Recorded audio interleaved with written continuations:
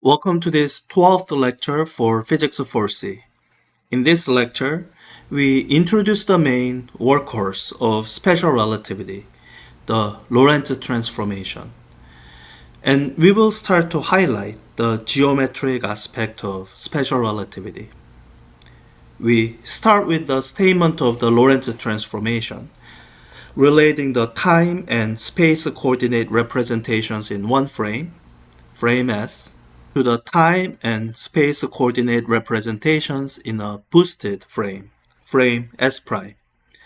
I find that the best way to make sense of the outcomes predicted / described by Lorentz transformation is by visually representing the transformation and the events on a spacetime diagram. So we explain this approach next with some examples that match up to what we have covered in lecture and textbook last week. As a way of gaining some confidence in this Lorentz transformation, we will re-derive the two special purpose formulas we derived last week by bare application of the two postulates of special relativity, the time dilation and the length contraction formulas. What this re-derivation demonstrates is that the Lorentz transformation contains the special relativity postulate. Finally, the last longish segment of this lecture covers geometry of spacetime, comparing the Lorentz transformation to the two-dimensional rotation transformation that you may be familiar with from your math classes. In the second lecture this week, we will cover some paradoxes in special relativity as a way of highlighting unintuitive results in special relativity and the usefulness of space-time diagrams in navigating tricky situations in special relativity.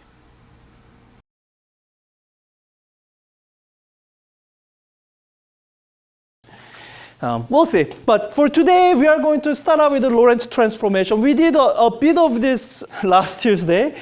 So let me write it down again. And let me actually introduce some conventions that's going to make it just so much easier for me to write things down. And let me just keep things that way. So this is the convention. We introduced a new symbol, beta, that you saw before. So beta is, I guess this is probably the first introduction to something called the natural unit. So you're familiar with the SI units, right? Right, SI units, with just meters, seconds, kilograms, you measure things that way. Natural unit is where you use some physical constant as your unit. Like if you are measuring electric charge in the number of electron charges, that would be a way of using natural unit to count charges.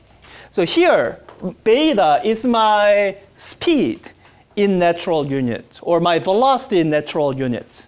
And the physical constant I'm going to use is the speed of light. So beta is expressed as a fraction, whatever velocity you have, as a fraction of speed of light. So V over C. Turns out using this instead of V will simplify a lot of my formulas. For example, you guys saw gamma factor before already. So the gamma factor becomes this. So it used to be, I guess let me write it out, the one you saw. It used to be 1 over square root of 1 minus V squared over C squared. And you see this here, V over C. So in terms of beta, gamma is simply 1 over square root of 1 minus beta squared.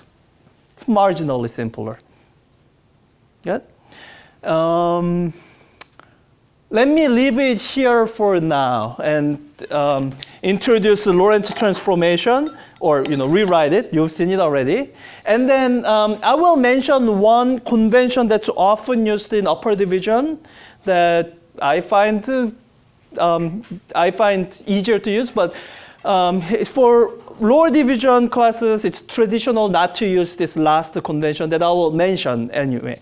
So let me write down the Lorentz transformation. So this is the Lorentz transformation. It's describing how if you have two reference frames, So imagine a reference frame, coordinate axis that's based on your lab.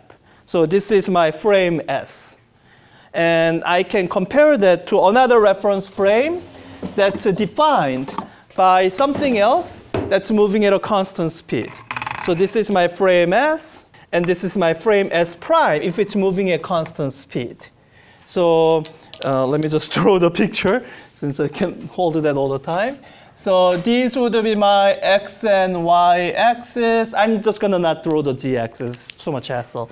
X and Y axis for my unprimed frame.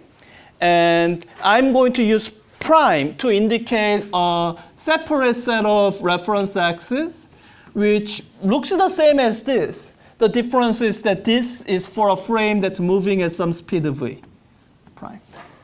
Good. So then the goal here is to have a rule that allows you to transform between the two.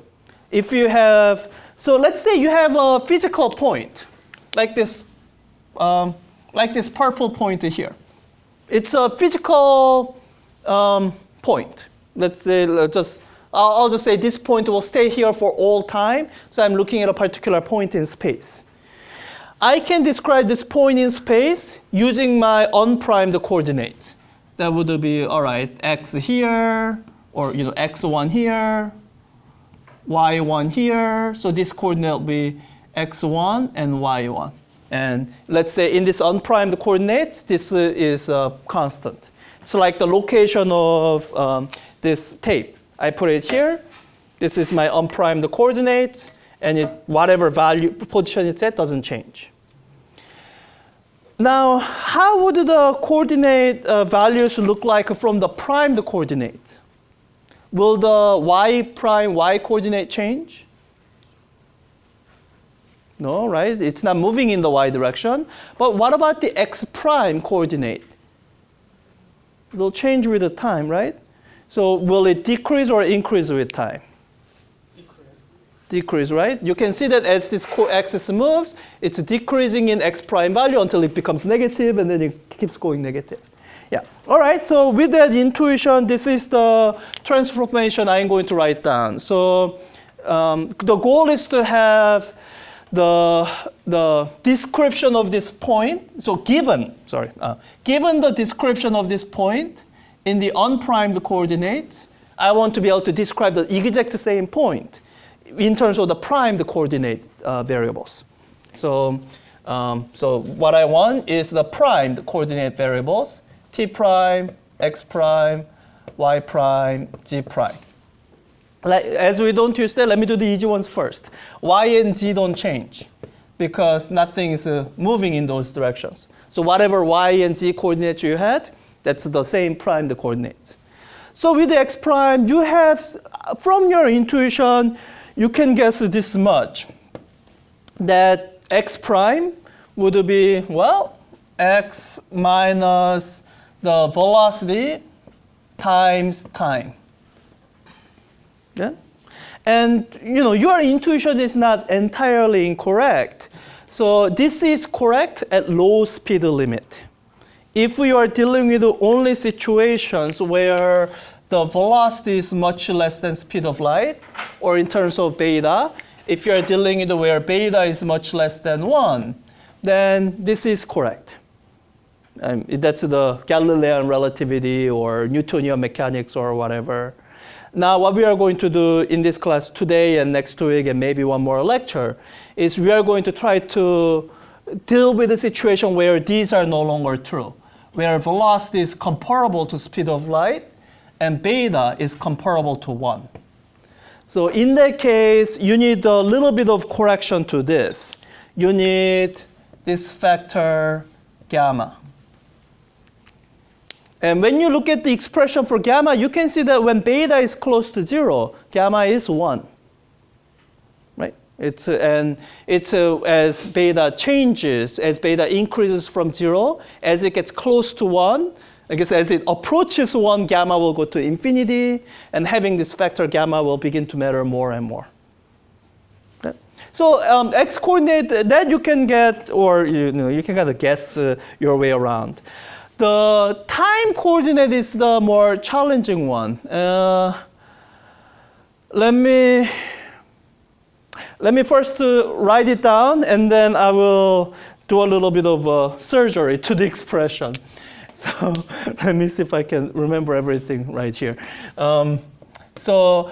There's a reason even though I write this at the very top, that's the convention, there's a reason I write down this first.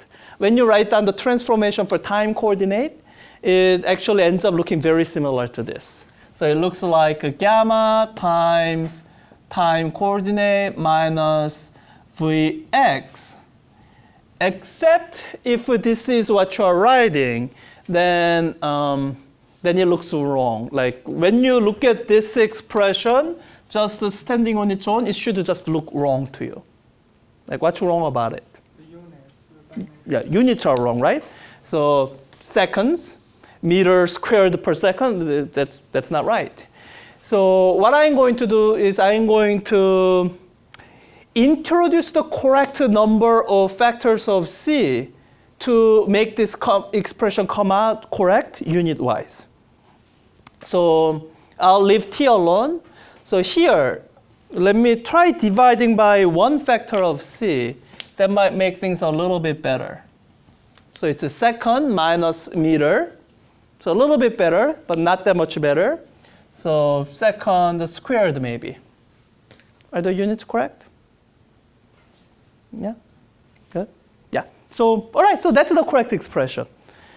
Since we took the trouble to introduce beta, let me replace some of these in terms of beta. So V, instead of being just the V, it'll be beta times C. So let me replace it with that. It's a beta times C. And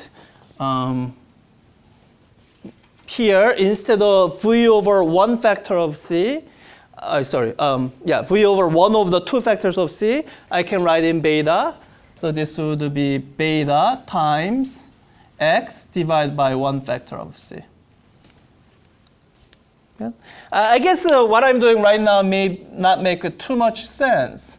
Let me describe the convention that's very common among people who do special relativity for their job.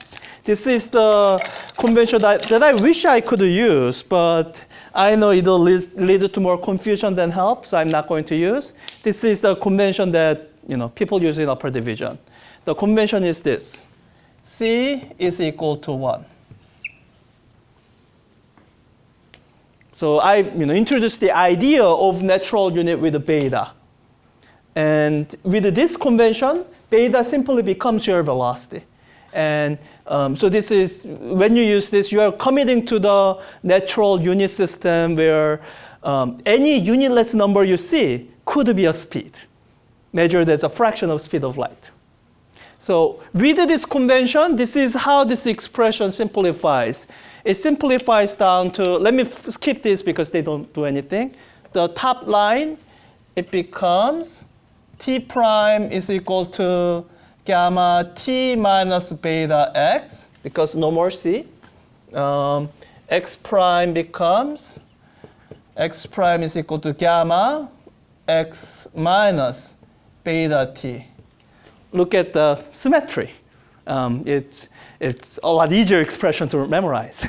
And so now the reason I'm not doing this is because if you're using, what this does is this essentially says meters and seconds are the same units. Once you do this, you no longer draw the distinction between unit of length and unit of time. That's why this is consistent with this, because those are one and the same unit.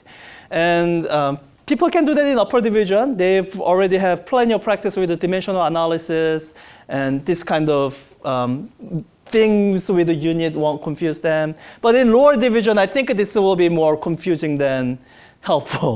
So you know, after having said all of this, what I'll say is, okay, I won't do this because once again, I think it'll be more confusing than helpful. I'm already trying to teach you to check the unit, and this kind of makes it harder for you to check the unit. So let me not do that.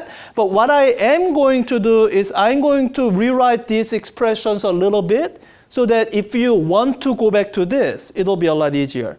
So what I'm going to do is instead of expressing this, I'm going to say, well, my eventual goal is to treat length and time the same way on a symmetric footing. All these are length units. This is suddenly a time unit. I can change that by multiplying this through by c. That'll give me c here.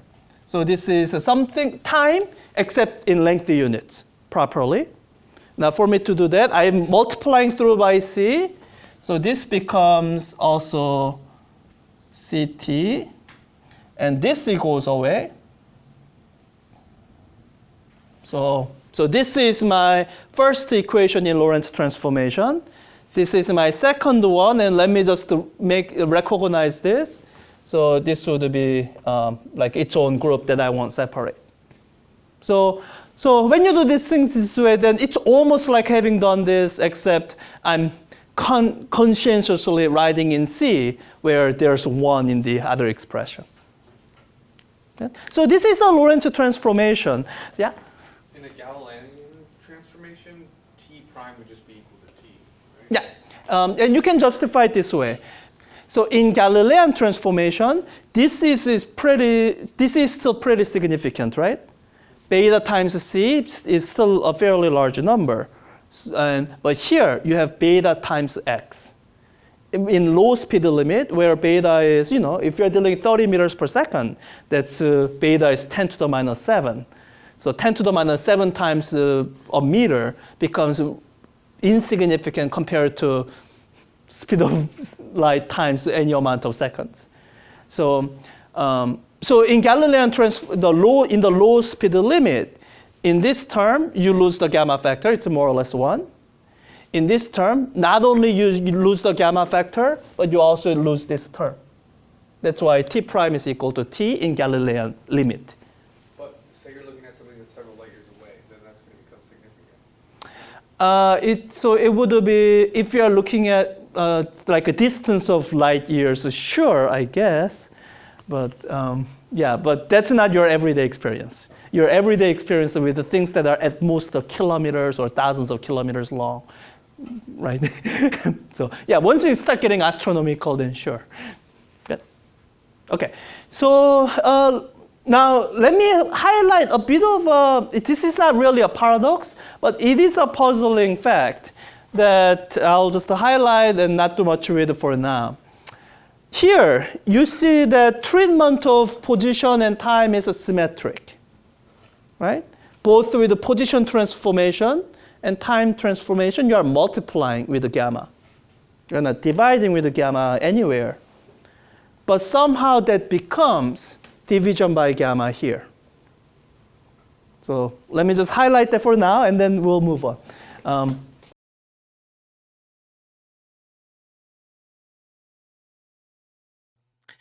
Hi, this is the lecture on space-time diagrams.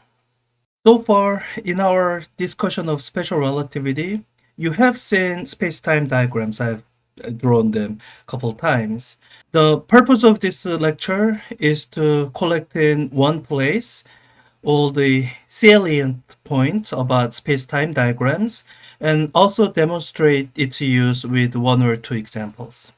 So this is the aspect of space-time diagram that you have seen. You have an axis representing time and position dimensions.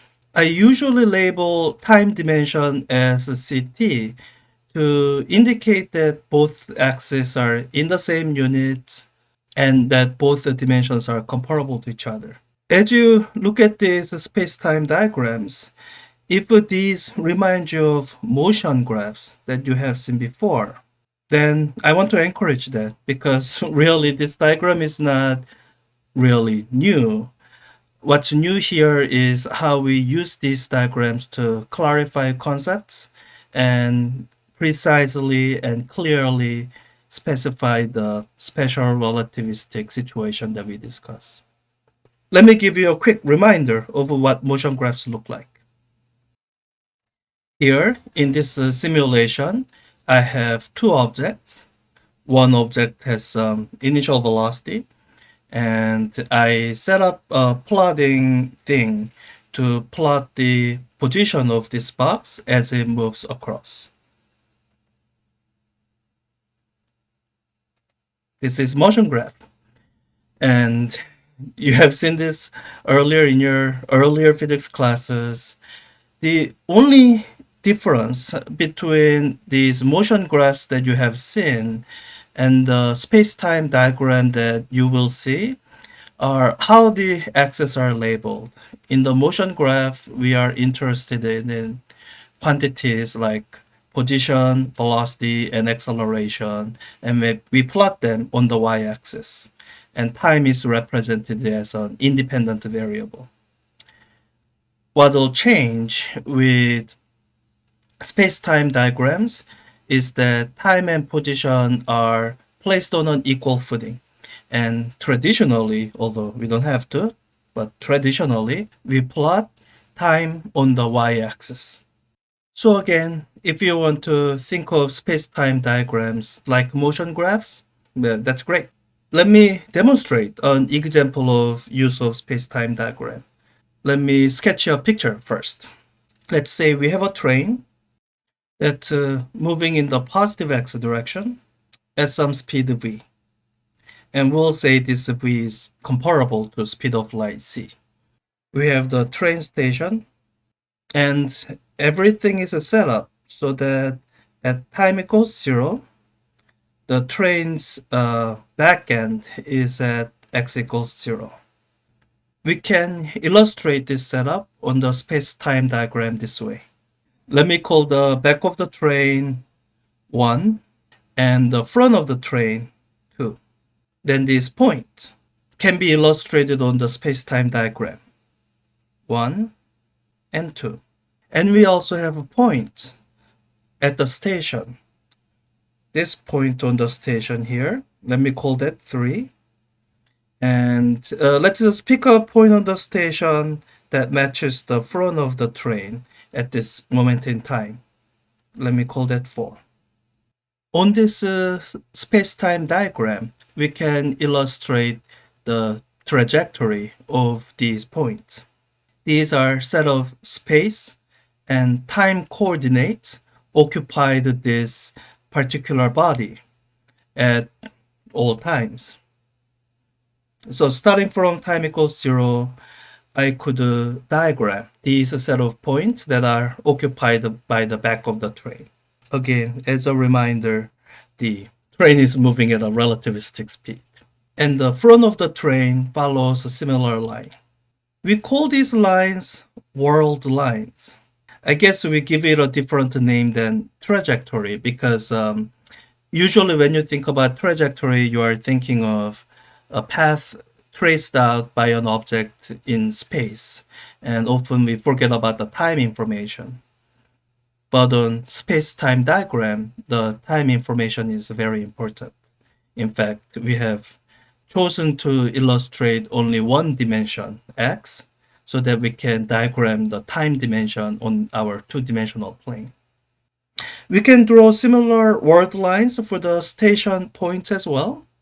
And when we do, you will see that they are just vertical lines. So what this diagram illustrates is the fact that points 3 and 4 remain where they are in the, I guess I should have said that this is the reference frame of the station. And in the station frame, these 2 points remain at rest. They remain at the same point for all time. And this extends to negative time as well. And the points on the train, they change as time passes. So at some later time, you see that the position coordinates of both 1 and 2 are more positive than they were before. And using these space-time diagrams, it is possible to describe more complicated interactions. So for example, in the case of motion graphs, I could plot the position of the incoming object and the position of the stationary object. And when you plot them both, as they collide, you see something interesting. Something that I think we are already familiar with. And I set up the parameters of these objects so that they wouldn't bounce from each other. You can imagine these two plots being superimposed to each other and how the position of the stationary block was something like here, horizontal line, until it collided and then they are moving together. So we could do all that, and there may be situations where it's useful to do that with a space-time diagram.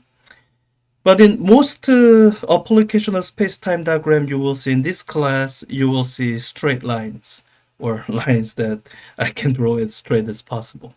Okay, so that's enough of an introduction. The real utility of space-time diagram comes in illustration of Lorentz transformation and consequences of Lorentz transformation. So let me first remind you what Lorentz transformation is.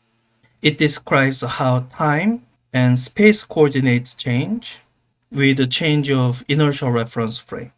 I'm going to use two very common variables that are used to write down Lorentz transformation. One is speed as a unit of speed of light. So whenever I write down beta, it means v over c. So I'm writing down speed as a fraction of speed of light. And the other is the Lorentz factor, gamma, which I will write in terms of beta. So it's 1 over square root of 1 minus beta squared. With these two parameters, we can write down Lorentz transformation very compactly. Ct prime is equal to gamma Ct minus beta x prime is equal to gamma x minus beta Ct. In this particular case where the motion is only along the x direction, y and z coordinates do not change. Let me try describing here one other reference frame that can be related to the station frame. Let me color code this a little bit better so that I can separate things out. Okay, now everything associated with the station frame is in black color, and I'm going to attach a new coordinate axis to this back of the train, and that'll define my new x prime axis, which is at 0 at the back of the train.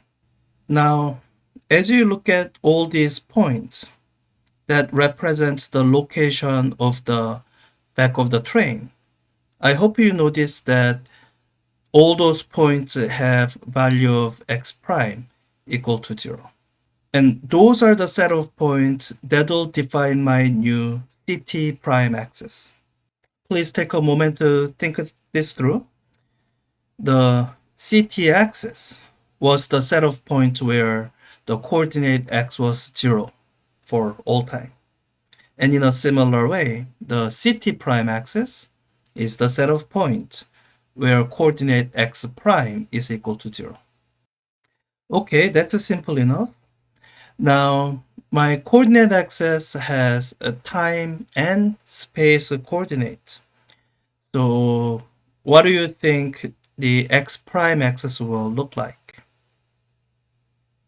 Here's one consideration that can help us specify the new x prime axis. We can look at the x-axis. When you look at the points that make up the x-axis, all these are points where time coordinate Ct is equal to 0. So if we can find the set of points where the time coordinate Ct prime is equal to 0, we'll have found the x prime axis. Now, before you go thinking, aren't these two the same? Let me caution you that you should take a look at the Lorentz transformation. At x equals 0, sure, if t is equal to 0, t prime will be equal to 0. But at any other value of x, t being 0 doesn't mean that t prime is equal to 0. So let's go through a quick mathematical derivation here. I want to find a set of points where ct prime is equal to 0. So let me take this expression here and set it equal to 0. I can divide both sides by gamma to cancel that out. Then I have ct minus beta x is equal to 0. Let me solve this for ct, since my graph is ct along the y-axis. So ct is equal to beta x. This is an equation that defines a line on this graph. It basically says y is equal to beta x. It's describing a line with a slope beta. I think it's easier to see what that looks like if I first draw a line with a slope 1. That would represent the world line of something that's moving at the speed of light. So this dotted line represents how quickly light moves, and beta, being a fraction of speed of light, it'll be less than that. So for the line represented by ct equals beta x, I need to draw a line that's lower. And in fact, if you consider what the world line of the back of the train represents, the set of points defined by this expression will look like this. It kind of looks symmetric. The slope of x prime axis is beta, and the slope of ct prime axis is 1 over beta. And graphically, these two angles end up being the same.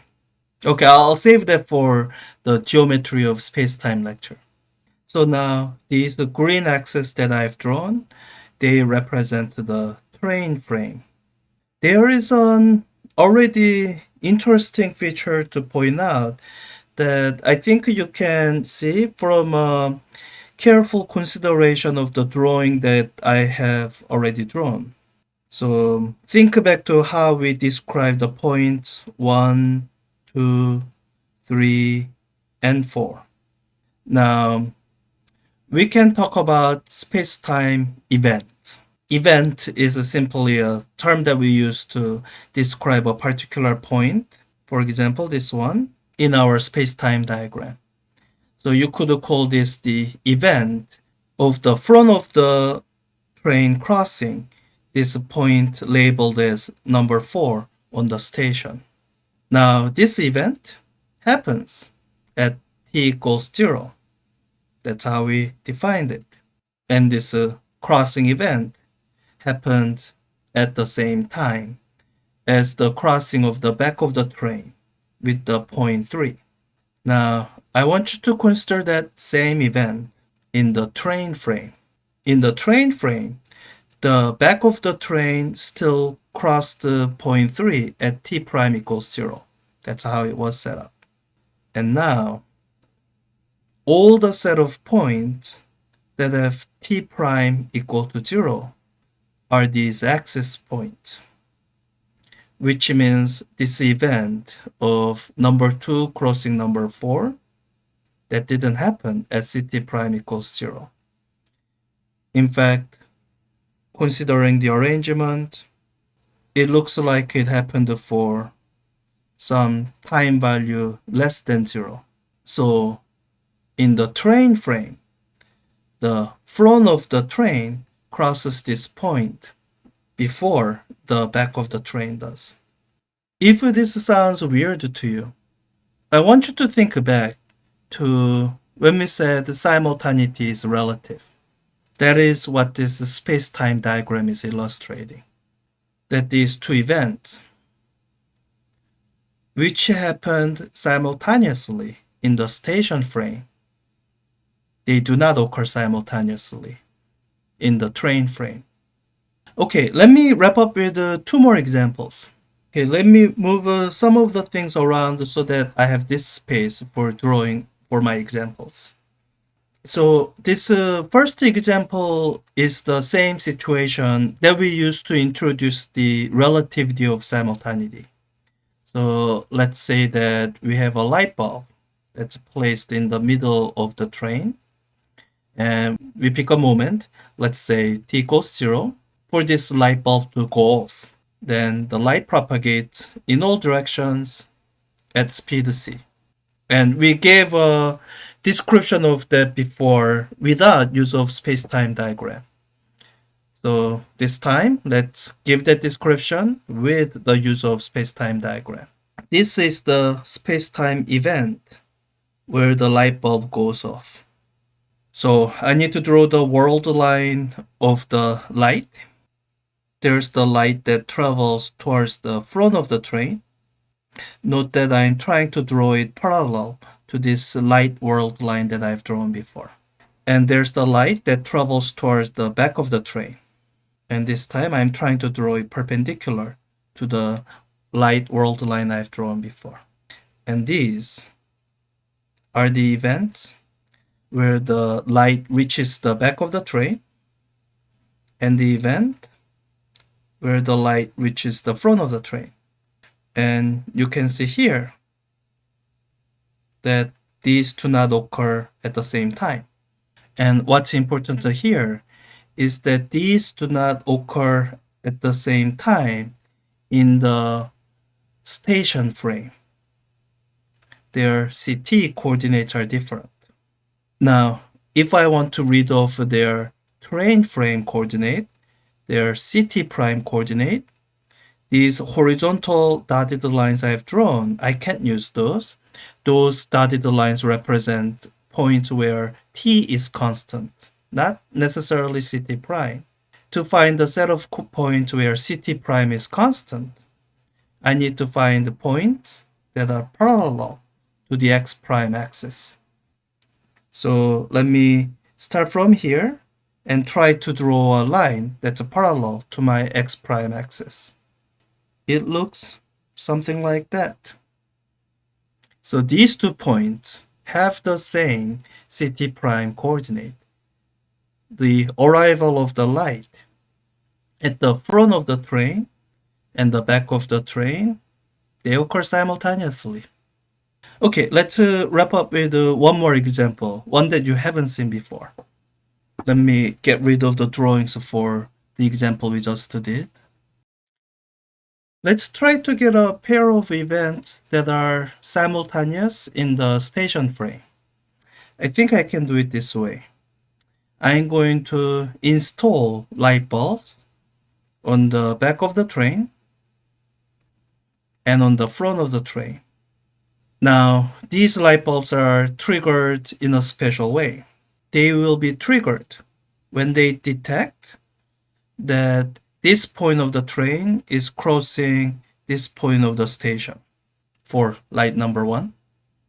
And the light at the front of the train will be triggered when they detect that they are crossing this point of the station. I'm making use of the earlier setup that I have already made, which is that these 2 events happen simultaneously in the station frame. And as you will see when we look at some of the special relativity paradoxes later, this actually takes quite a bit of setting up.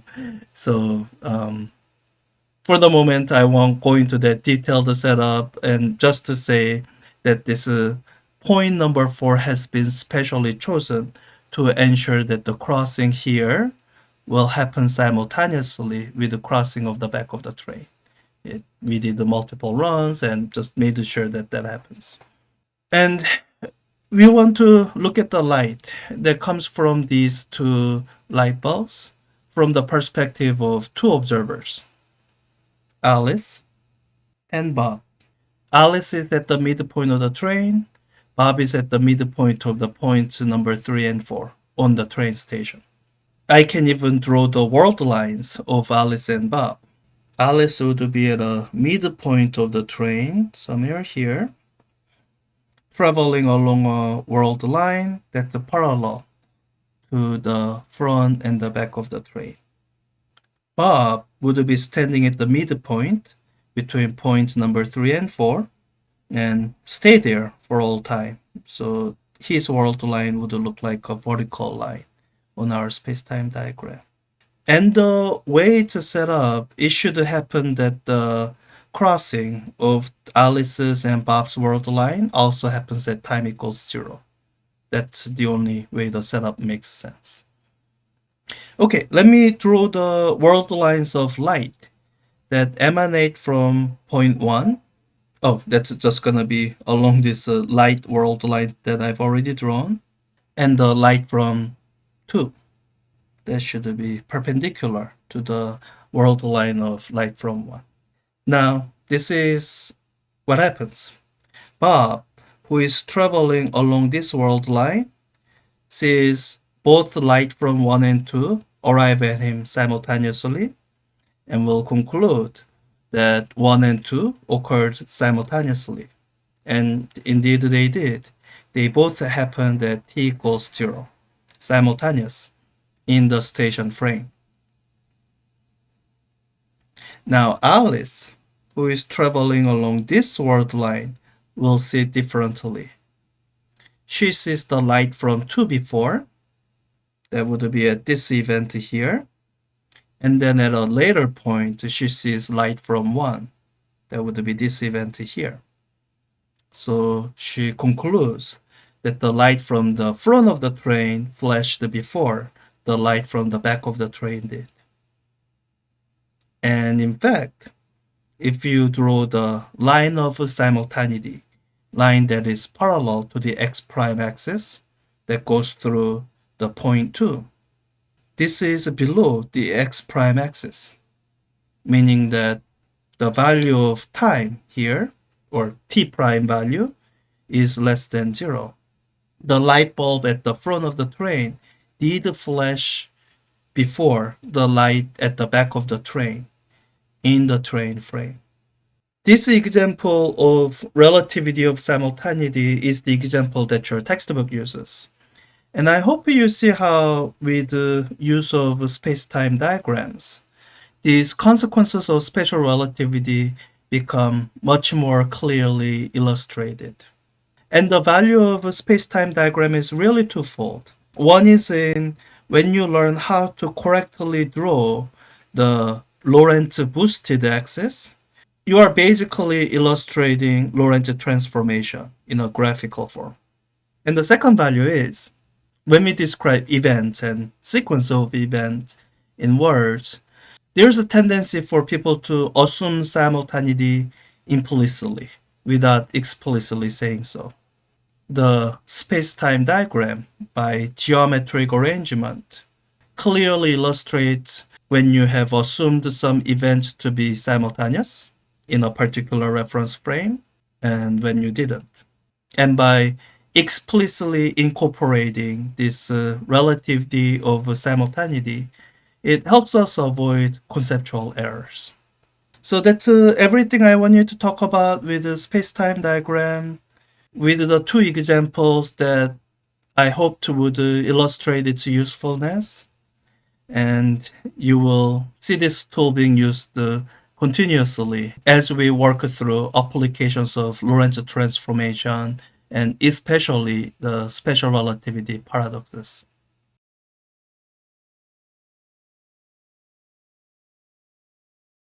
So this is a Lorentz transformation. There's, a lot we can do with that then in the 15 minutes, but let me just use this tool for some of the simpler things first. And I think that some of the things where we can get a quick mileage, is that the right term? Out of it is re-deriving these two formulas that you guys have seen on Tuesday. So with the time dilation, this is what I remember. So if you have some clock that's measuring its own time, proper time, then, and its clock is zipping by you, and you measure the ticking of the clock with your own clock, then the time you measure is gamma times that proper time.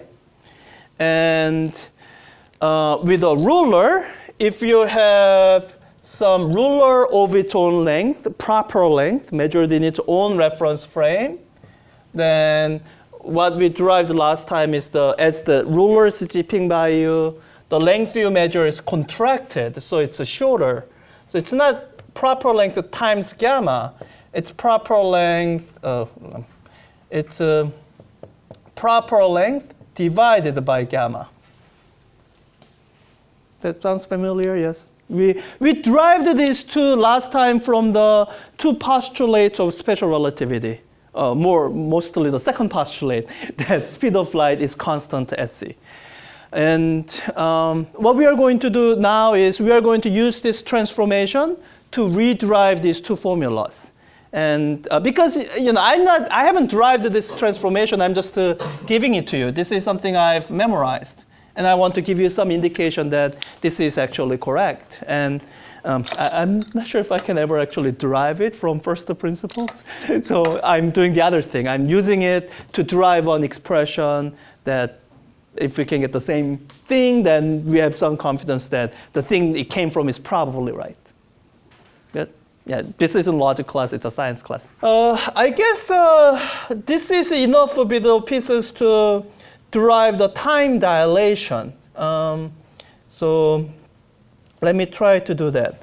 So, with time dilation, this is what you're imagining. I have the cart. Now I have a clock on it, and it's going to be moving. So as it goes, so along this CT prime axis, so x prime is equal to 0, but you can count off how many seconds there are. So, counting from here, let's say 1 second, 2 seconds, too many dots, 3 seconds, 4 seconds, and so on. Right? It's counting off seconds that way.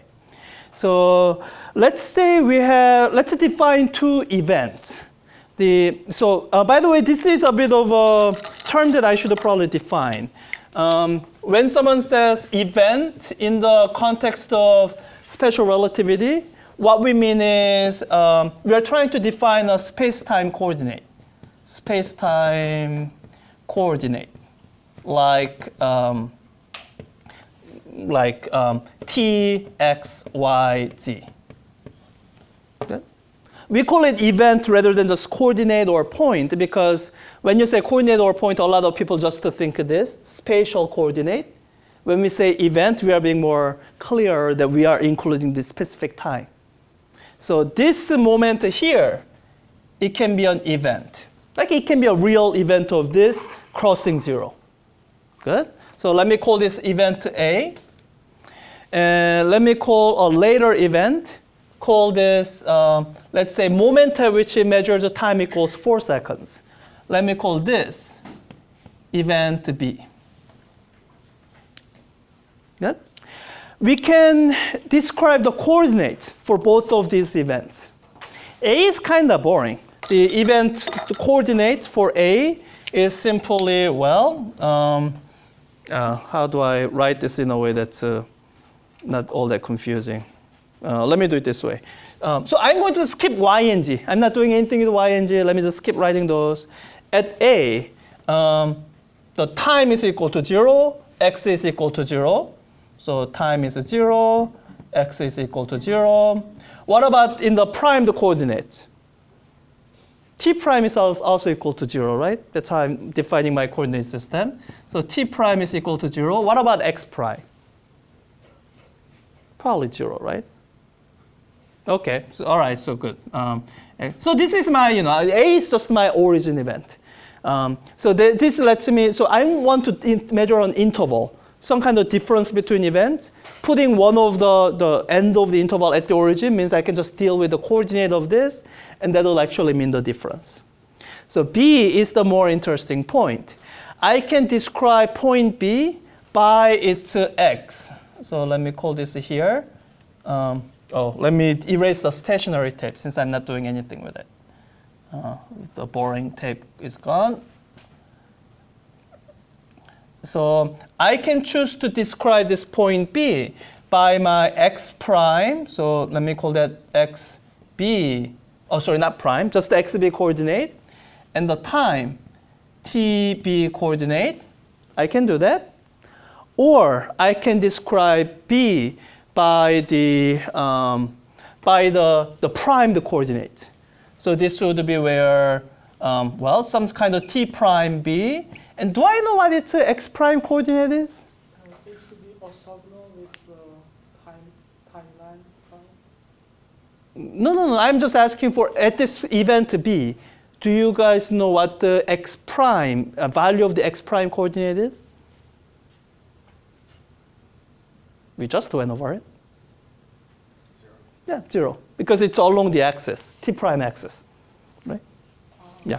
So x prime is, I could x prime b is equal to 0. Okay? Knowing this will make things a little bit easier as we do the next calculation. So this is what we are going to do. This is the general expression.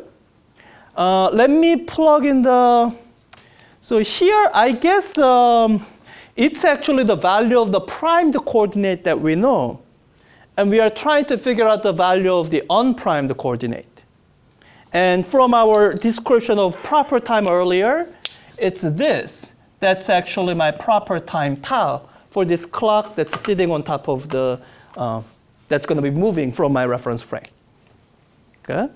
So let me plug in this into Lorentz transformation. And my goal really is to try to solve for this time, because that's going to let me relate the time that I measure in my own reference frame with the time that's being measured by the moving clock. Good? Okay, so let me write it down. So I'll just copy. So I'm going to start just ignoring the last two, because that doesn't do anything. I'm getting tired of writing those. So let me just work with these two.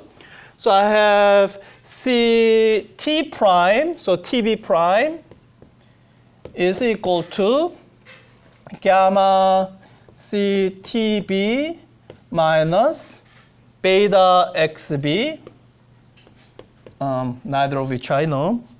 And I have x prime, I know that one, that's 0, is equal to gamma x, I don't know what that is. Let me just write it down as xb minus beta ctb. This is a system of two equations. So I'm hoping I only have two unknowns. If that's the case, I can do the algebra, solve it. Good?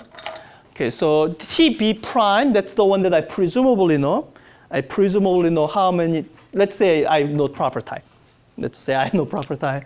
Then I don't know the time being measured in my reference frame or the position being measured in my reference frame. Any other unknowns? Okay, if you're assuming that the velocity is constant, some value we know, then beta is known. And this is something I want you to get used to, by the way. Beta and gamma actually specify one and the same thing. Because of this relationship here, whenever you know beta, you actually know gamma. Whenever you know gamma, you actually know beta. You can actually invert this. The inverse of this is beta is equal to, I think it's a square root of 1 minus 1 over gamma squared or something. Maybe. That doesn't sound right. Yeah, I think that's right. Close enough. I'll double check when I actually need it. So yeah, two equations, two unknowns, we can solve it. And I guess looking at it, I don't really care for xb. So let me eliminate xb and just solve for time that way. So I guess it's easier to solve for xb here. I can just cancel out gamma. It's 0 on this side. So dividing by gamma, I get rid of gamma. So xb is equal to beta c tb. Does this surprise anyone? Position here is equal to velocity, beta c, times time. Like, if you were guessing, you would have guessed that, right? Yeah, and that is correct. I mean, from the Lorentz transformation. It's not giving you anything that's contradictory to your intuition yet. Plug this in here, then this is what you end up with. Ctb prime is equal to gamma Ctb minus beta squared C Tb. All right, let me cancel. I think I have C factor on every single term, right? So let me cancel that out. C is gone. I can factor out TB here, so let me do that. I have gamma times 1 minus beta squared times TB. Now, only if I could simplify this further. Can I?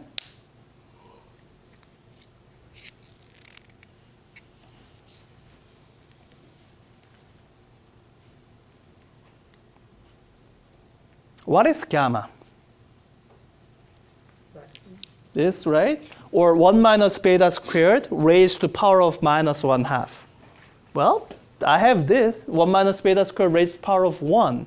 So I can actually combine these two to get me 1 minus beta squared raised to power of 1/2. Or I guess the gamma is the expression we actually prefer most of the time. So this is equal to 1 over gamma. Okay. So with all that algebra, this is what we end up with.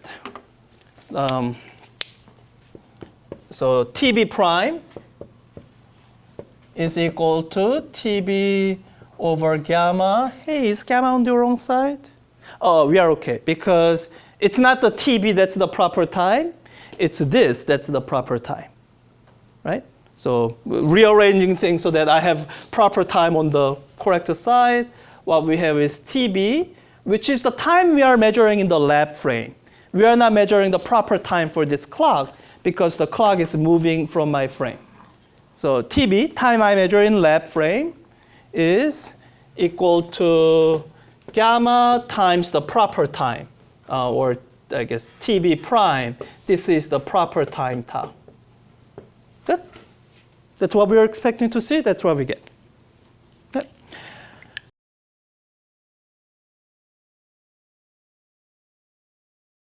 Okay. So what I want to show you is how, I guess, kind of reverse of this, where I'm showing you a way to wrongly apply this to how a particular situation, when you look at it just slightly differently, you could get at the correct special formula or wrong, re-derive it wrong. Okay. So let me just try redoing length contraction with the Lorentz transformation. So call that length contraction with Lorentz transformation. And I figured out what I did, quote unquote, wrong last time. I was having the ruler move because that's the setup I had. But for the particular kind of mistake I want you to make, I actually had to have the ruler stay stationary.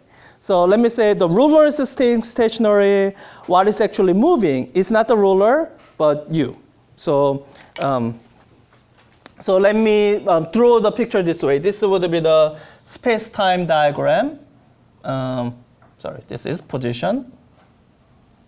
This is time. So given this space-time diagram, so ruler is in the stationary lab frame. So let's say that the ruler has length LP, and this is the ruler of length, the proper length LP. And just to finish it, the world line or the trajectory of ruler would look like this. This is the trajectory of the end of the ruler that's at the origin, and this is the trajectory of the end of the ruler that's not at the origin. Good. Now,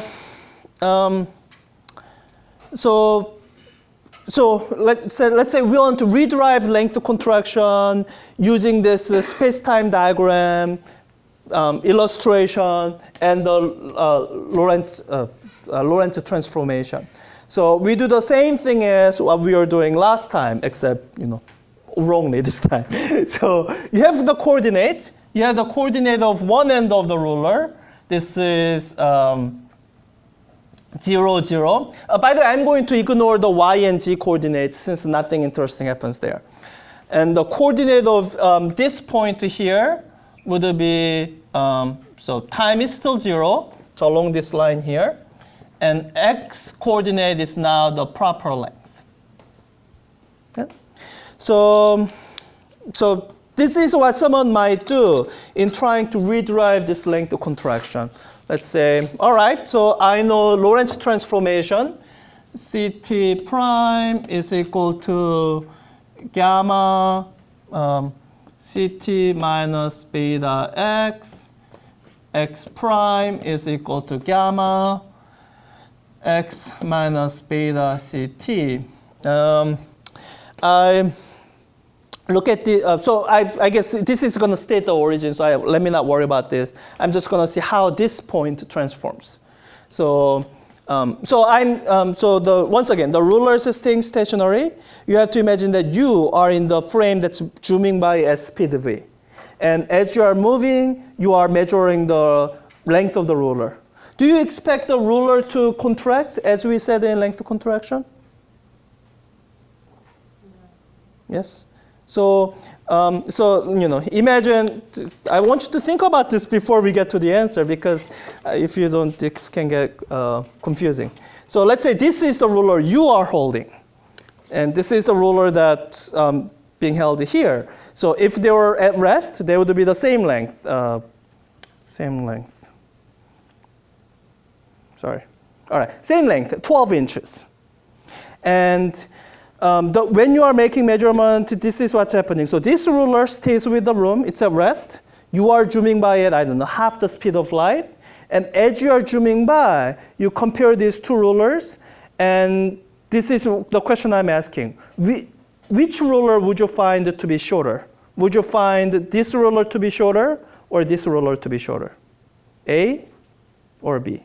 How many say A? Okay, how many say B? Okay, so Kian, why would you think B might be shorter? Your reference frame is the one that's moving?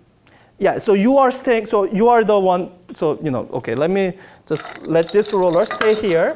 This is in the left frame, it's not moving. You are the one moving. So I'm moving like this, and as I'm moving across, I see, okay, measure it against each other, and then keep moving. So I, as an observer, or you as an observer, this ruler is the stationary ruler to you. Yeah. So is this the moving ruler from your perspective? As you're moving by, yeah? Yeah. So according to the special situation where we derive the length of contraction, you would expect this ruler to be shorter to you as you are measuring it as you're moving by. Okay? So that's the expectation. So we are looking at the coordinates here, and so we are given the coordinates in the lab frame. Now you want to express it as the coordinates in your reference frame to see how you would measure it. Good? Okay, let's finish writing this out. So let me plug in these numbers. So Ct prime, that's going to be 0, plug in 0 for t and LP for x is equal to gamma 0 minus beta LP. Plug in the same numbers here. So LP for x, gamma LP minus beta c, 0, sorry. So it's 0 again, minus 0. And this is what you're measuring. X prime is the coordinate where you measure. And this is what you're finding. X prime is equal to gamma LP. Is that what you're expecting? No, gamma is bigger than 1, right? So if the coordinate of this is greater than, or gamma times LP, then it's greater than LP. So that's not quite right. What happened? So when I take the coordinate of these 2 points and transform it into my reference frame, why didn't this coordinate give me the correct length of the ruler in my reference frame?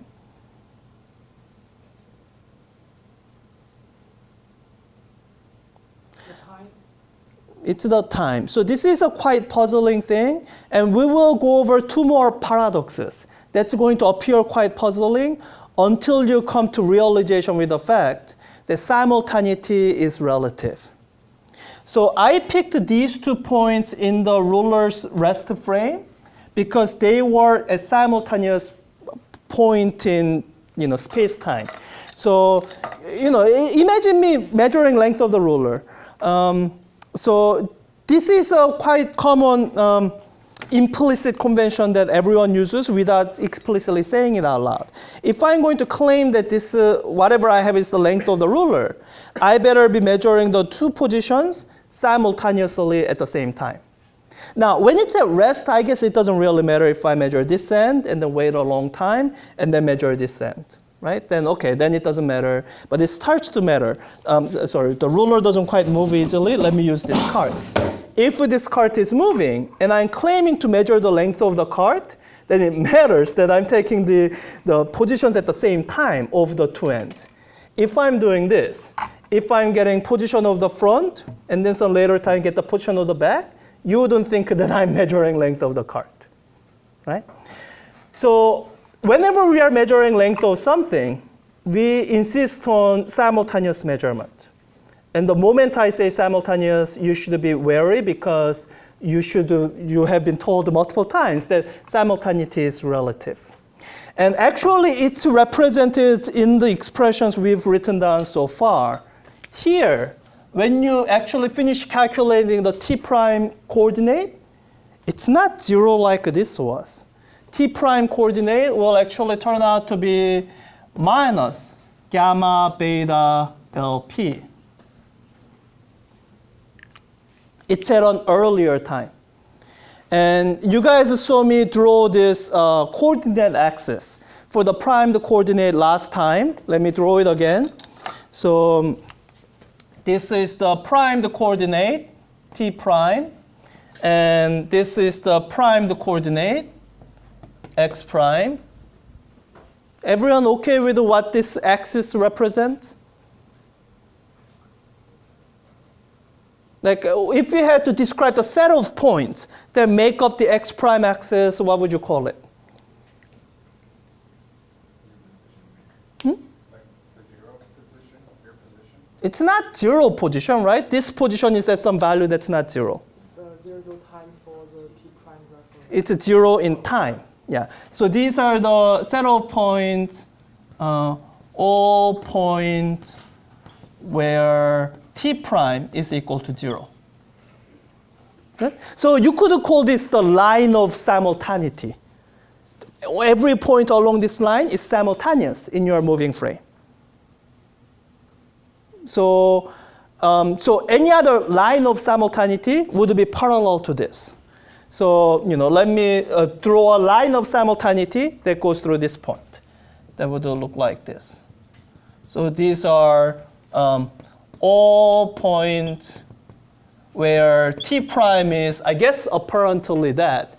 So minus gamma beta over c LP. Okay? So for t prime, just to complete, so these are all points where x prime is equal to 0. And this is more intuitively easier than this, but it's the sort of symmetric side. All right, so going back, this line of simultaneity, so this point in your moving reference frame happens at an earlier time. So let's see, how would I put this? So let's just imagine this cart, well, okay. This is my ruler, and I guess, so in this reference frame, it's not supposed to be moving. So we are trying to describe it in the reference frame that's moving to the right relative to it, right? So from your own moving reference frame, what it actually looks like now is it looks like the ruler is moving to the left, right? That's what it would look like from your reference frame. And let me tell you what these 2 positions represent. As this ruler moves to the left from your perspective, what we have done in marking these 2 points down is this.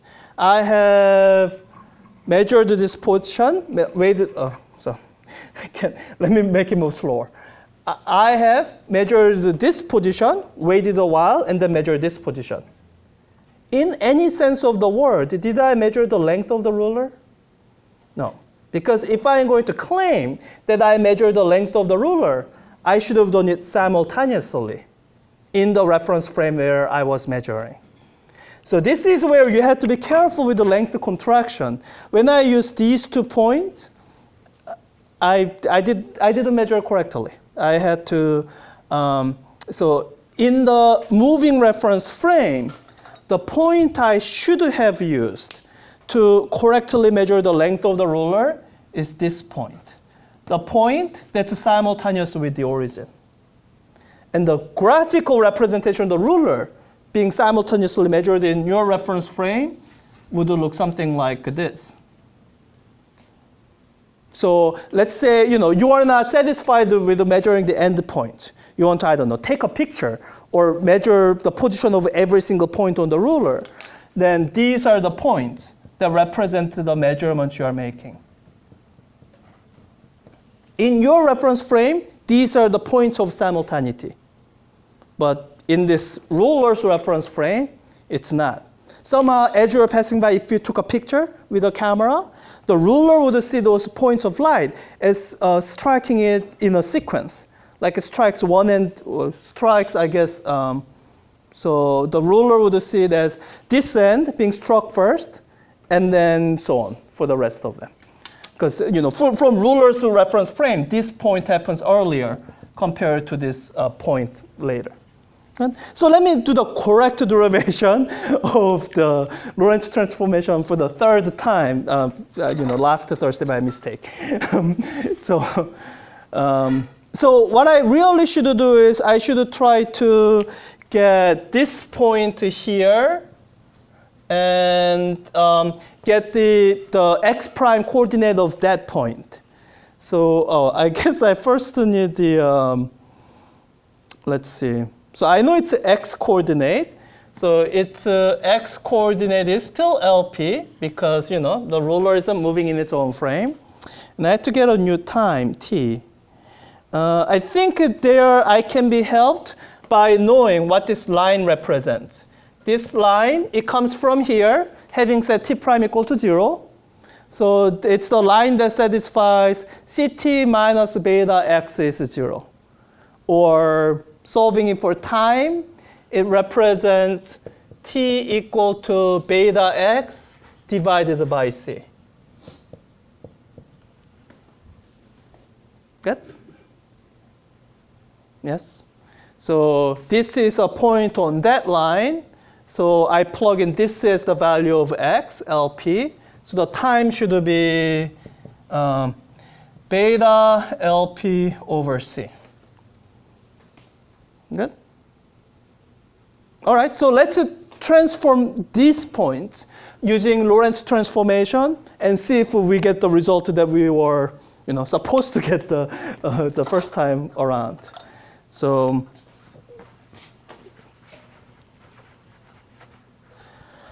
the time coordinate is gamma times, this is the time, c beta LP over c minus beta times x, beta LP.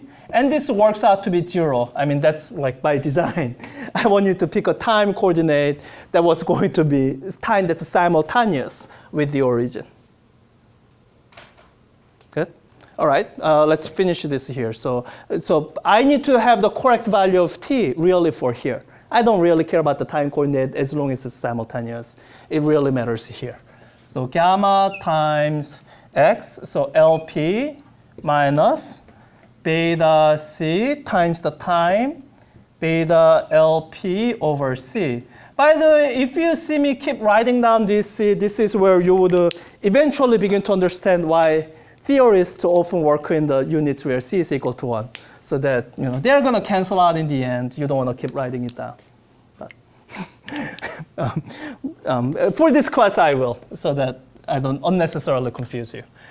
So simplifying this a little bit, I can factor out LP to the right. So it's gamma times 1 minus beta squared times LP. What is this again? 1 minus beta squared? 1 over gamma squared. 1 over gamma squared, right? Take this, square it, take the reciprocal, that's this.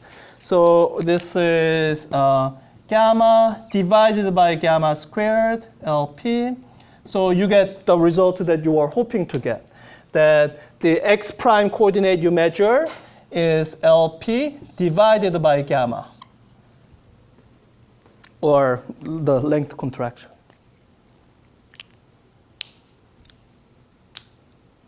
Okay.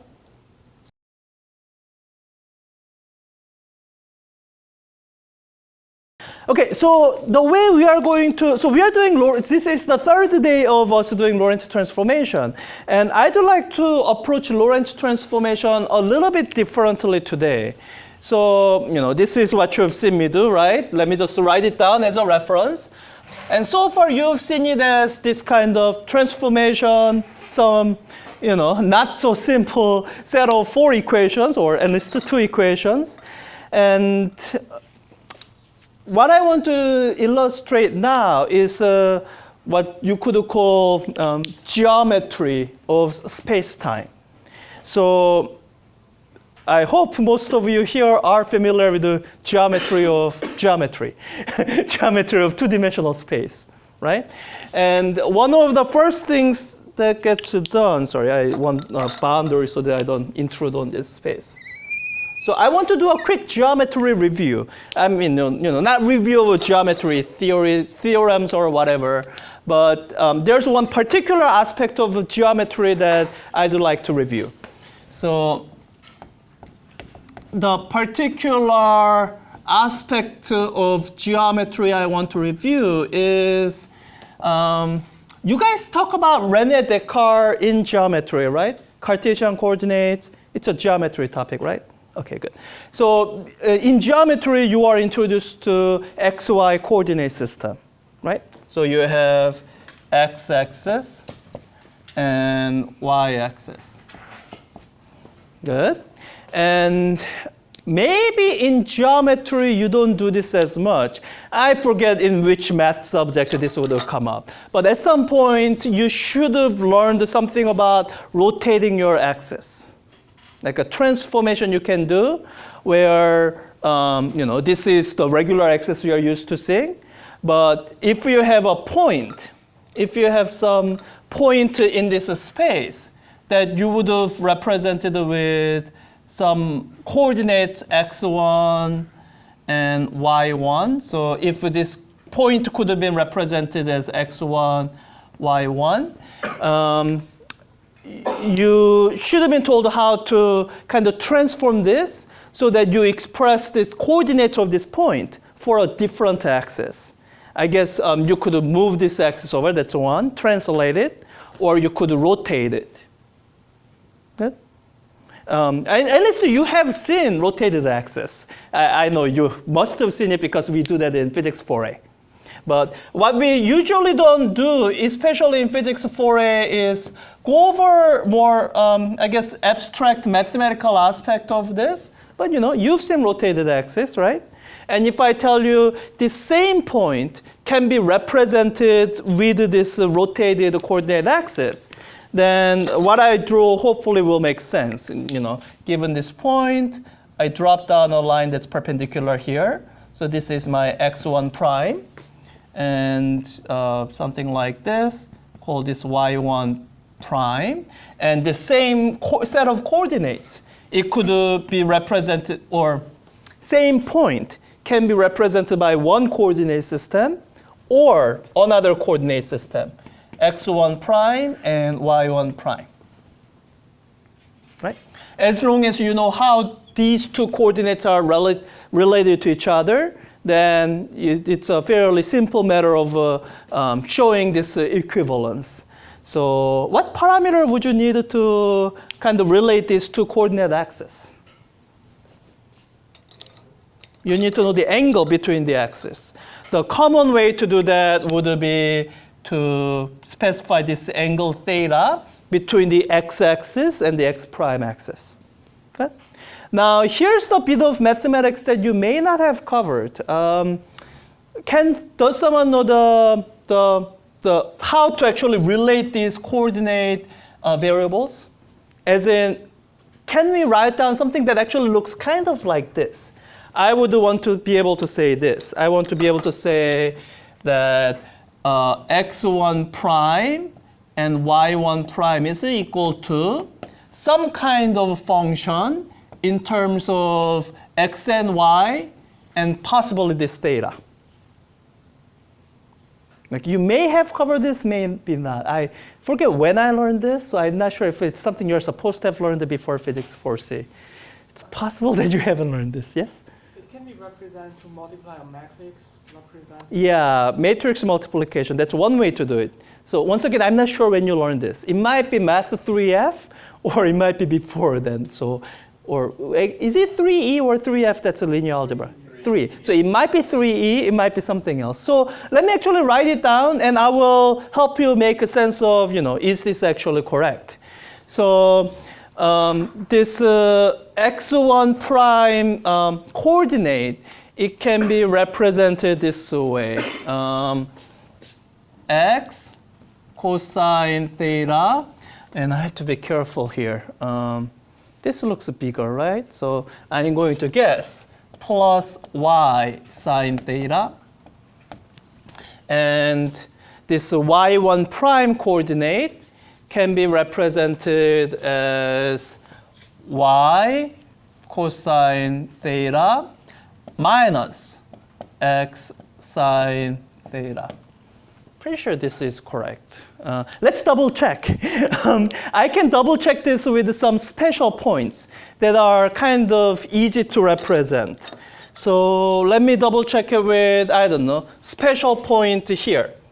So let's consider this point, which I will say is at the coordinate 1, 0. X is equal to 1, y is equal to 0. Good? Then when you look at this point, it's so these are its x prime and y prime coordinates.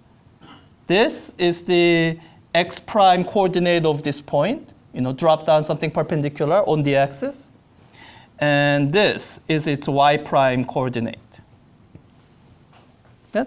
So let's see for this one point if the expression I try to remember from memory is correct. So, well, I have a right triangle. This is actually a right triangle I can use. This is a right triangle, right? So the x, or 1, is the hypotenuse.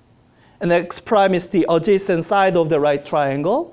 So x prime is hypotenuse times cosine theta. And this is 0. Sounds right? Right? Okay. And the y prime coordinate is the opposite side. But it's below the axis, so it's negative. So y prime is, so this is 0 again, minus x sine theta. Good? So, all right, that works out. Let's just double check it with one more point, with a point that's up here, 0, 1. And I guess I won't belabor this point too much, but the thing about unit vectors is that if this formula I wrote down is correct for x hat unit vector and y hat unit vector, then it's going to be correct for any other vectors that I can write in terms of these unit vectors. So this coordinate is 0, 1. So let's see if it's correct. Let's drop down the drop down a point perpendicular to the axis here. So this is my x prime. Drop down point perpendicular to the axis. This is my y prime. And this angle here that I'm labeling, that's my theta. Right? So I'm looking at this right triangle here. This right triangle here. So y prime is the adjacent side. So y prime should be equal to 1 times cosine theta minus 0. And the x prime coordinate is the opposite side, but it's not positive, and it is positive as you would expect. Okay? So this is the you could, so this is, well, not you could, this is the expression of the rotation transformation.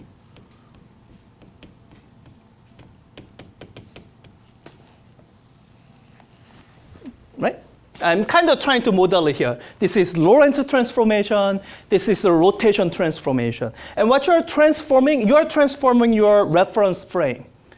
Here, your reference frame is boosted at some speed. Here, your reference frame is rotated. Good?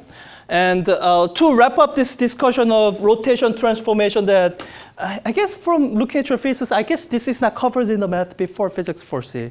Or if it is, it's not very emphasized. When, do you remember covering this in any of your classes?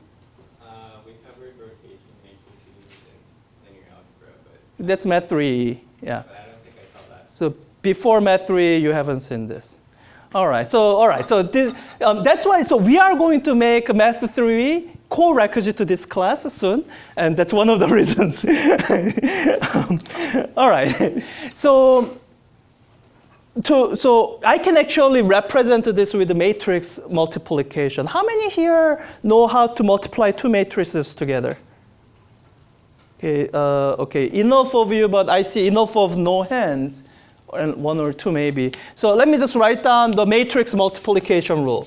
So if you have two matrices, let's say A and B, and if they are represented, I'll just do it 2 by 2 matrices to illustrate the rules. A11, A row first. So 1, 2, A2, 1, A2, 2, being multiplied with the B matrix, B11, B12, B21, B22. I think a matrix multiplication is covered in college algebra, right? Yes? Pre-calculus. Okay. So when you multiply, so this is the rule. I like to do it visually. You take the first matrix, you take the element along the row, and you are multiplying with element along a column of the second matrix. So this goes with that, this goes with that. And you multiply them, and then you have two multiplied terms, add them together. That sum becomes whatever row this was, and whatever column this was goes into that row and column of the resulting matrix.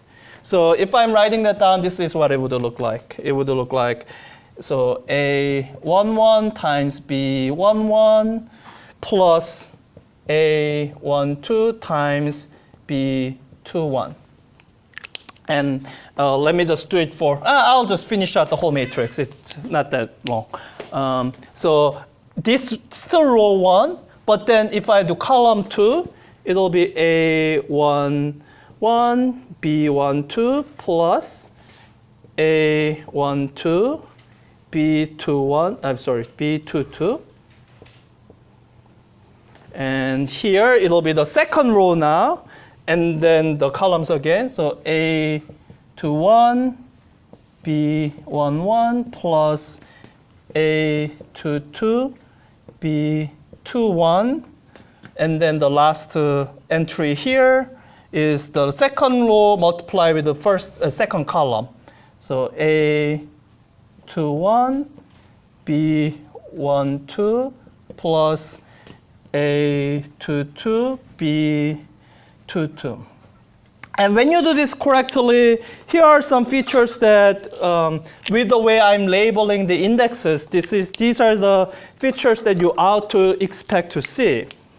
These indexes are always the same, 1 and 1, 2 and 2.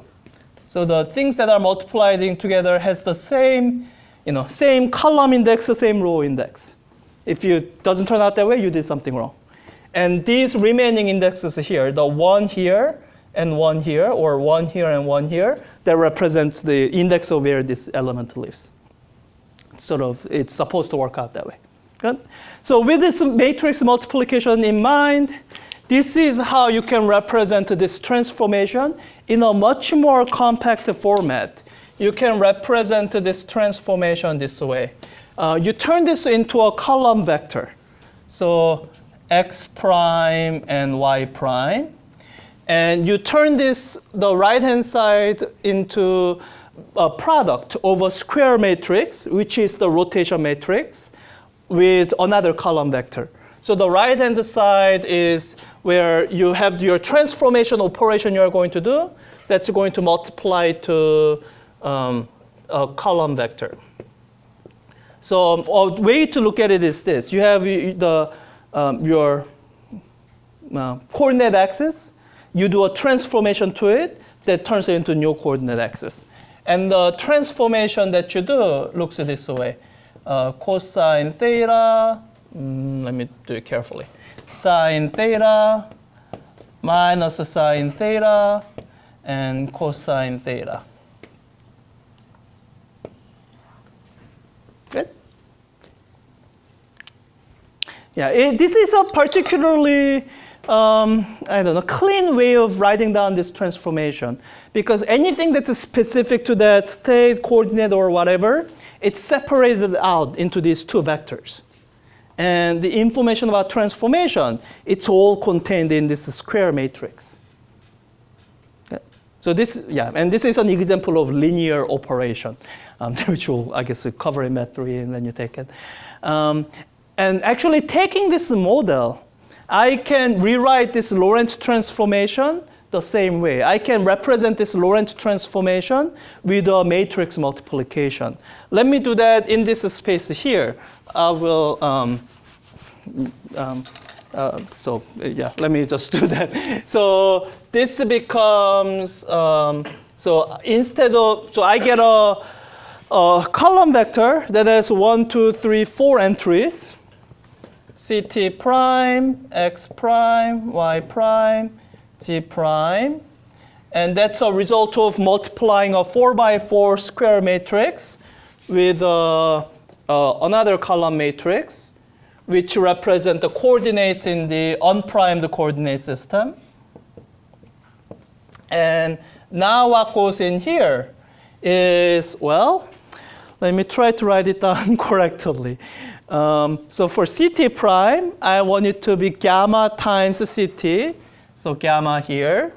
And if I expand this out, it's minus gamma beta times x, so minus gamma beta. And then I don't want any y's or g's, so it'll be 0, 0. Okay.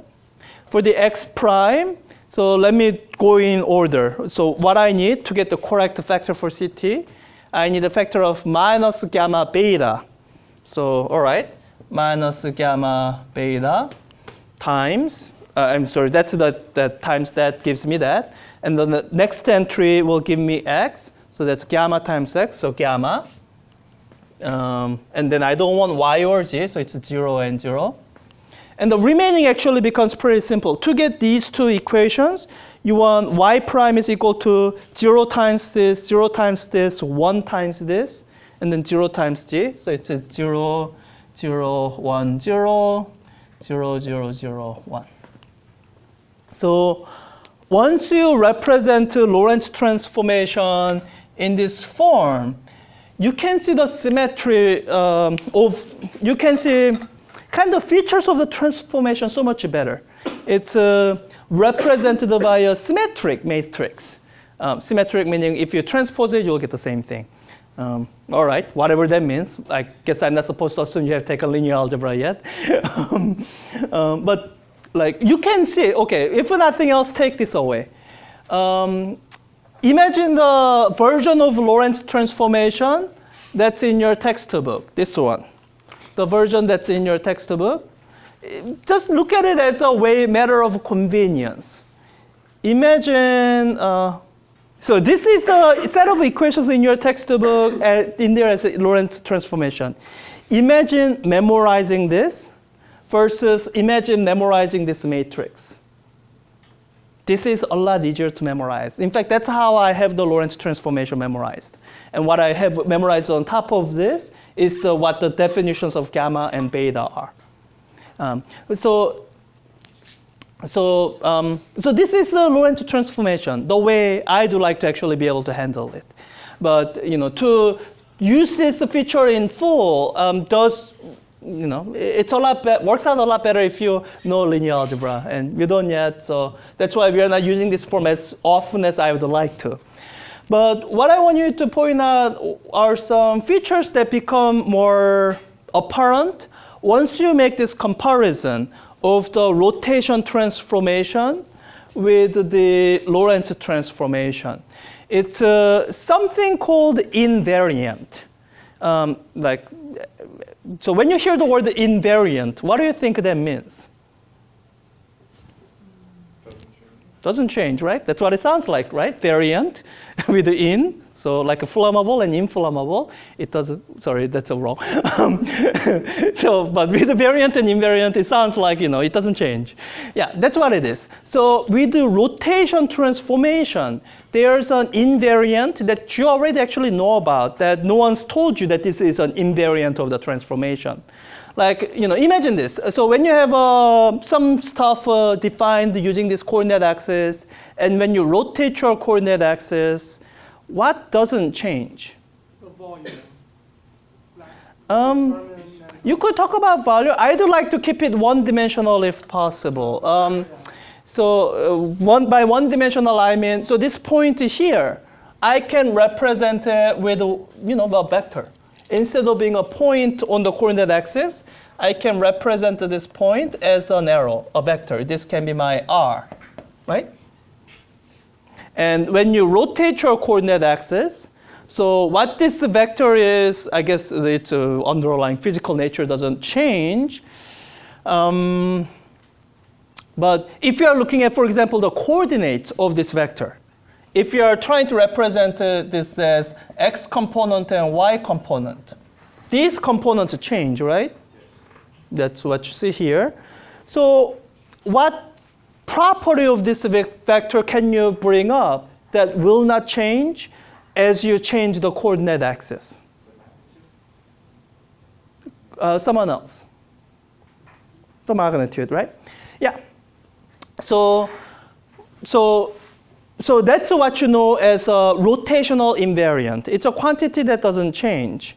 And so in terms of, so Kevin, in terms of vector notation, so when you have the vector, so we have this so far, let me write it down this way. So with this transformation, the magnitude of R doesn't change under rotation. How would you express the magnitude of R in the vector notation? If you're just writing down letters, it would be, magnitude of R, that's R, without the vector symbol on top. But how do you calculate that? So Kevin, how do you calculate that?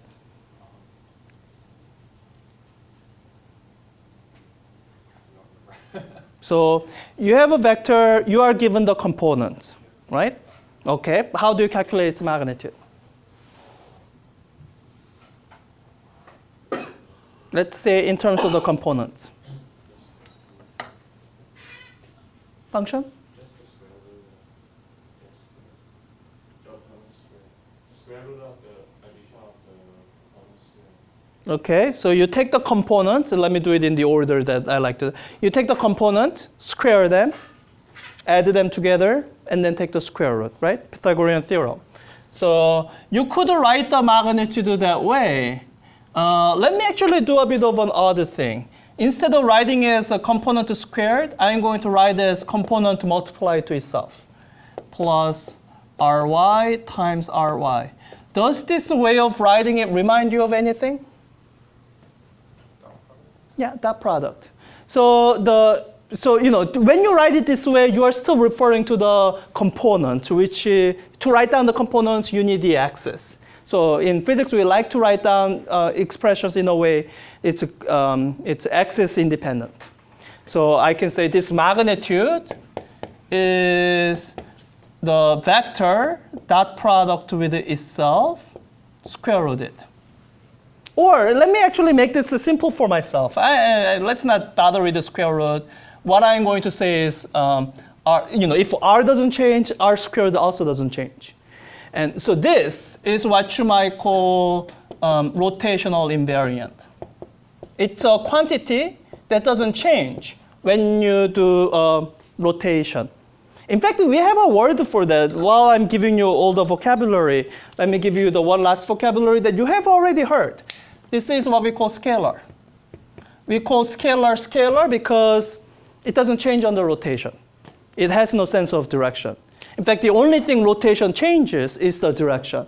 Before, if this was described by this angle phi, then after rotation of axis, the new angle with respect to x prime is different, right?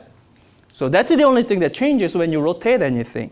So, so in this two-dimensional geometry, this is a quantity that doesn't change. Now, what I want to do is talk about not a rotational invariant, but Lorentz invariant. So, but I needed to go over this so that you have some sense of what we are trying to model after. So this is a two-dimensional geometry, something you have already great intuition for. So maybe you are not writing this down now. You are not used to writing this down, but this is just a different notation, different way of writing down something that you already know. Now what I'd like to go over is something that you don't already know, that when we are talking about Lorentz transformation, there is a way to write down these quantities, these combination, these coordinates. There's a way to combine them, ct prime, x prime, y, so prime, g prime, in a way that when you do Lorentz transformation, that particular combination of numbers don't change. Now, so, since I'm drawing the comparison, let's see if I can, do the exact same thing I did there, and let's see if that'll work. So let me just do this as a guess. So we are trying to search for what would be a Lorentz invariant, what would not change under Lorentz transformation. So Lorentz invariant. Well, so I guess then following what I see there. So to simplify it, I'm just not going to talk about y prime and g prime. I'm just going to talk about these two coordinates, ct prime and x prime. So if I am following that, I would maybe guess this quantity, ct squared plus x squared invariant. That would be the question. Just as a guess. It's going to be a wrong guess. But we can actually check it. How would you check this guess? Units are going to be correct, but the dimensional analysis only tells you if it's absurdly wrong. If it's reasonably wrong, then you wouldn't be able to tell from units. So this is what something being invariant means. I can actually prove it here with just a mathematical algebraic manipulation. So I wrote this down with the x coordinate, the unprimed coordinates, right? Let me rewrite this using the primed coordinates. Or let me actually do it the other way. It's easier this way. So let's pretend that the r prime was written with this primed coordinates. Now, for each one of the primed coordinates, I know how to rewrite it in terms of the unprimed coordinates, right?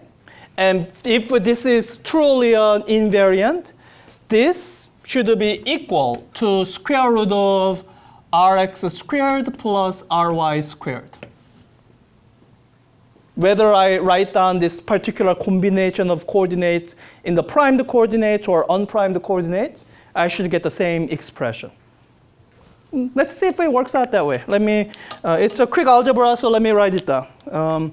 So say that this is equal to, all right, I'm just going to plug those in. So let me not bother with the square root. I'll just, Yeah, so, well, here's the square root, and I'm not going to bother with that anymore. So Rx prime squared. So that would be this whole thing squared. Rx cosine theta plus Ry sine theta squared, yeah, plus the Ry prime squared. So it'd be this thing squared. Let me write it this way. Minus Rx sine theta plus Ry cosine theta squared. Okay? It looks a bit complicated. Right now, it's not entirely clear if I will get what I was hoping for. Let's write it out and see.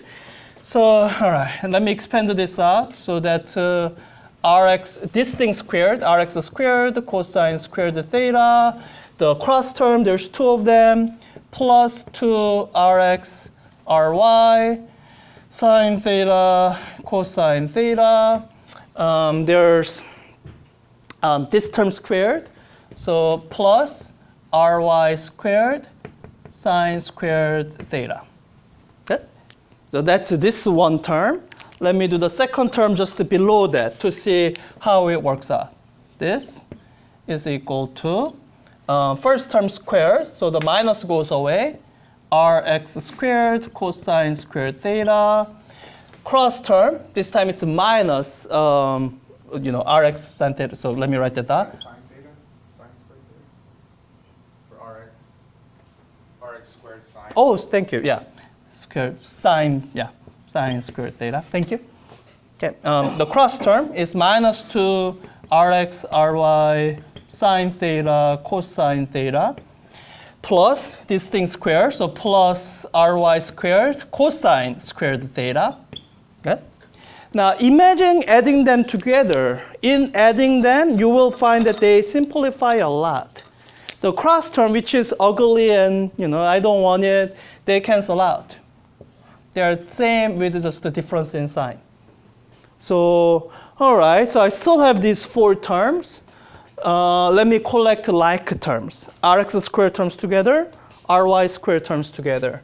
Then you end up with Rx squared times cosine squared theta plus sine squared theta plus Ry squared, the same thing.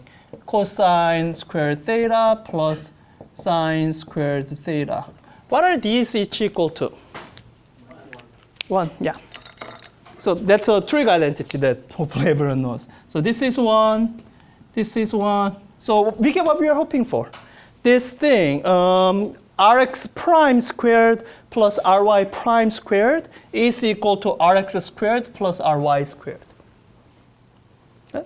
So it's a somewhat tedious calculation. I was kind of rushing through it, but you can do that calculation here to see if this is invariant.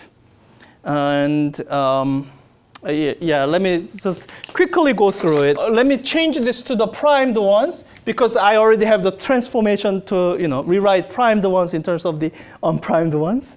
So let me just do that calculation and see if we get what we might hope for. And I'm telling you ahead of time that we want, but the expression we get will give us some idea on what to do so that it'll actually work out. So, all right. So let me do them one at a time. So this is going to be equal to this whole thing squared. So it'll be gamma squared times ct minus beta x squared. And let me expand this out. So expanding it out, you get gamma squared ct squared. And the cross terms, so it'll be minus 2 gamma squared, and then these two, ct times beta x, and then gamma squared times this. So plus gamma squared, beta squared, x squared. That's the first term. Let me do the second term. The second term is here. So gamma squared times x minus beta ct squared. That's equal to, I'm expanding out the exact same way I did this one. So gamma squared times, I probably should swap the orders. Yeah, let me write down this term squared first. So it's gamma squared times this thing squared, so plus beta squared, let me write it this way. Beta squared ct squared. Good. The cross term, so it's minus 2 gamma squared times b. So it'll be, let me do it in the same order like this. So ct times beta times x. They're all in there in the cross term. And the final, it's gamma squared times x squared. So plus gamma squared times x squared. And when you look at these two expressions, you see that what I mean, that this is not the right combination. Because when you imagine adding them, you don't get what you would be hoping for. The cross terms don't cancel for 1, right? And when you collect the like terms here, you get, so factor out the ct squared, you get gamma squared plus gamma squared beta squared. Is this equal to 1? Yeah, so if you remember that gamma is equal to it's equal to 1 over square root of 1 minus beta squared, it's easier to see. Because when you write it all out, this is what it looks like. You have gamma squared, so factor out gamma squared. You end up with 1 plus beta squared. So you have 1 plus beta squared divided by this thing. So 1 minus beta squared. Well, that's not equal to 1, right? So what would you change? But I feel like I'm pretty close, because when you imagine doing the factorization, what you end up with here, it's the same thing what you end up with here after you factor out x squared. And the cross terms are at least related to each other. They're not canceling, but they are same term. So I feel like this is close. I just need to make one minor modification to actually find the combination of quantities that's invariant under Lorentz transformation.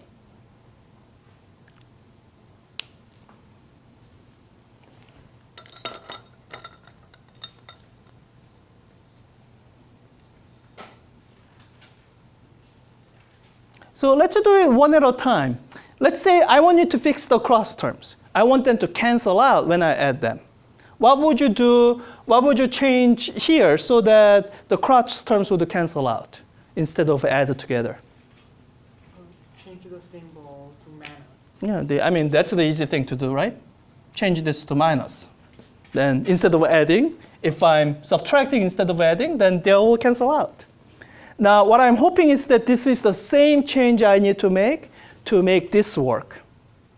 Let's see if it does. So, all right, so I'm subtracting instead of adding. So it's this minus this.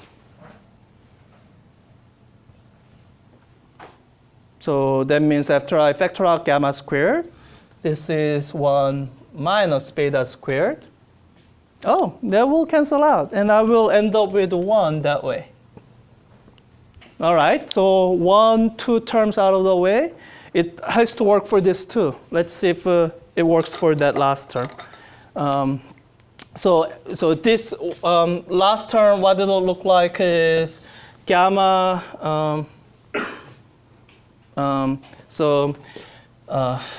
Let me factor out x squared times gamma squared beta squared minus gamma squared. Well, this is just this thing multiplied by minus 1. So this is going to end up being equal to minus x squared. Are we okay with that? You should be, because what that's saying is that this is equal to, well, let's add it up. It's saying it's equal to, ct squared. ct squared, no cross terms, and then minus x squared. Well, that is what I was looking for. Same minus, minus. Okay. So this is the Lorentz invariant. This is what counts as length in the context of Lorentz transformation. And there are actually many more examples of Lorentz invariant where I wanted to bring up at least two more. One involving energy and momentum, and there was one more involving wave number. But let's pick up from this next Tuesday. And we will wrap up special relativity next Tuesday. And by the time I will have all this written up as lecture notes that you can also read instead of listening to, and we'll take it from there. Sorry, this was way more than I could do in 1 hour. Let me just do a little bit of foreshadowing. All of this geometry talk, it's leading to introduction to a concept that we call 4-vector. So you know what a vector is, right? Three-dimensional vector, it's like an arrow pointing in space. 4-vector is like that, except you include the time dimension. That's the space-time. So 4-vector is the formalism we use to illustrate like a space-time coordinate. And this quantity that you calculate, this ends up being called something called invariant interval. Invariant because for the reasons we talked about, interval like a duration of time, or interval like length, which can all mixed up. And so the space-time coordinates that we've been working with, that's one example of 4-vector. So when you turn this into a vector, this is a 4-vector. And we call it 4-vector because it transforms under boost, like under Lorentz transformation. And I will give you an example of one more 4-vector that's going to be formed out of energy and momentum. And the foreshadowing that I want to complete is that the velocity, so you are used to seeing velocity v as a vector, right? This is a vector, or what we call 3-vector. There's no 4-vector version of velocity. Or, you can define one, but it's intuitively very different from velocity, different enough that people hardly ever use it. So you will have noticed that your textbook covers velocity transformation way earlier than I have so far. Like, I haven't talked about relativistic velocity transformation at all, right? I haven't gotten to that yet. Your textbook does it, before it does momentum and energy. And the reason I was staying away from relativistic velocity transformation is, well, when you look at it, you will see that the transformation law you get is not as simple as Lorentz transformation. This is the velocity transformation rule, and it looks nothing like Lorentz transformation. And the reason for that is velocity is not a 4-vector. It's not a 4-vector. So, when you work with things in special relativity, you kind of stay away from velocity and instead you use energy and momentum, which I'll do next Tuesday.